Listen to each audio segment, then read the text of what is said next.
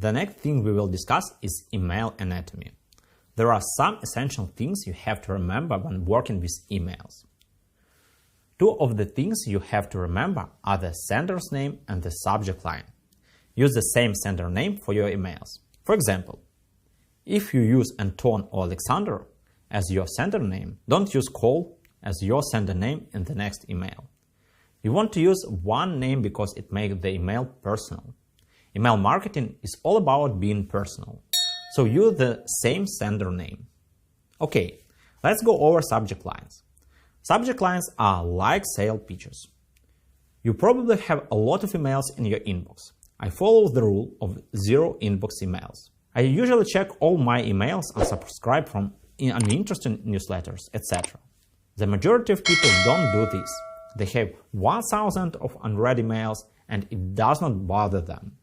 So if you send uninteresting emails, people put them in spam folder because the subject line does not describe what the email is about. We will discuss good ideas for subject lines later on. Pre-headers. The pre-header is the short amount of text right below the subject line. The pre-header text lists additional information about the email.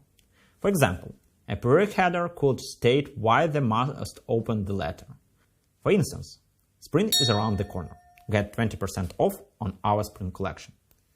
This is the type of pre-header that will motivate people to open your emails. I want you to think about email anatomy like you think about sales. If you are not a good salesman, then people will not open your emails. Email marketing is not just a sales tool. The end goal of email marketing is to get your audience to your website, mobile app, chatbots, etc.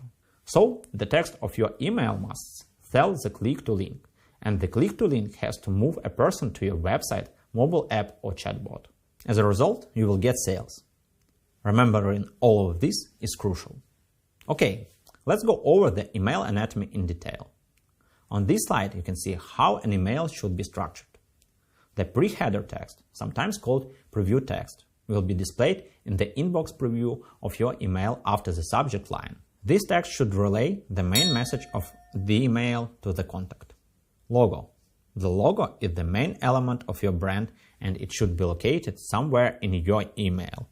It can be centered or left aligned.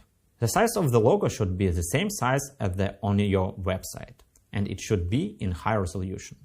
Navigation bar.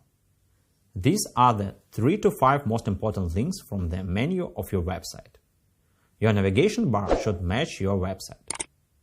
Not all businesses need it in their emails.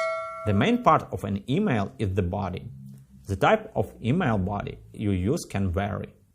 You can place images, text, and buttons with links to your website or landing page in the email body. The footer of an email will have a social links section, contact information, and unsubscribe link. Okay, let's pause for a second. Please message me about how I can make my course better. You can write a personal message to me or express your concerns in the Q&A section.